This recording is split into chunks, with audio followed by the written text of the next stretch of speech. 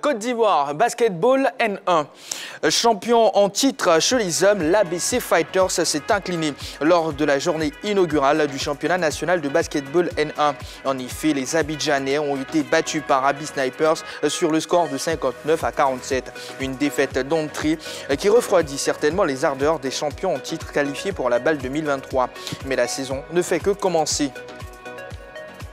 Taekwondo. L'Open de Treichville disputé ce week-end.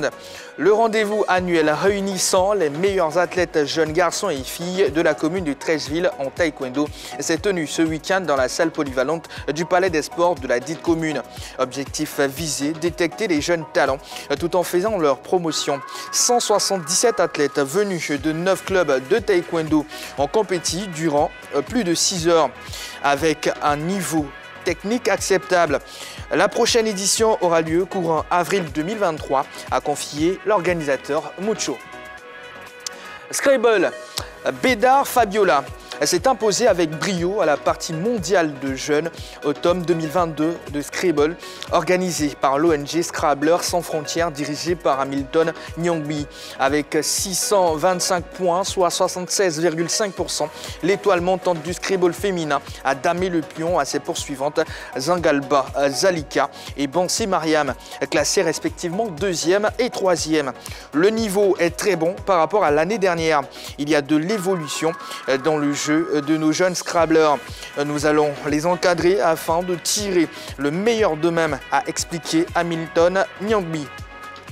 Un mot de football, tournoi de l'amitié. À l'occasion de son quarantenaire, le club des Amis de la Riviera Golf a organisé la 24e édition du tournoi de l'amitié.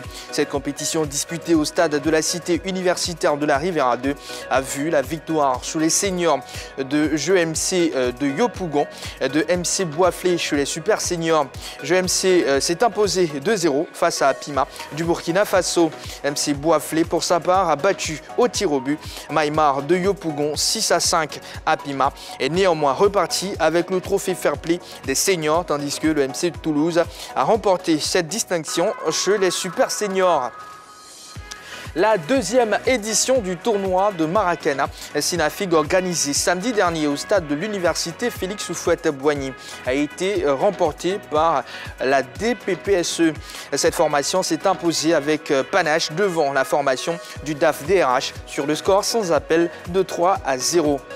Ce sont au total 13 équipes qui ont pris part à cette compétition parrainée par l'ex-international ivoirien Zoro Marc-André. Une présence saluée à sa juste valeur par le secrétaire général du SINAFIG, Seka Assi Vincent, et qui a indiqué que l'objectif visé de ce tournoi était de contribuer à la communication, à la communion et à la détente de tous ses camarades. Transfert, Belly Thierry file au Mali. L'Union sportive de Bougouni, entraînée par le technicien ivoirien Alain Yoncian, se donne les moyens de tenir la route en première division malienne. Pour ce faire, ce club vient de s'attacher les services d'un renfort ivoirien au niveau de sa division offensive. Il s'agit de l'ancien attaquant de l'ASEC Mibouza et du Stella Club d'Adjamé, Thierry Gueli. Le montant du transfert, encore moins la durée de son contrat, ont été révélés. Il n'empêche que nous souhaitons une bonne aventure à Gueli. Et voilà, c'est tout pour les news sélectionnées pour vous.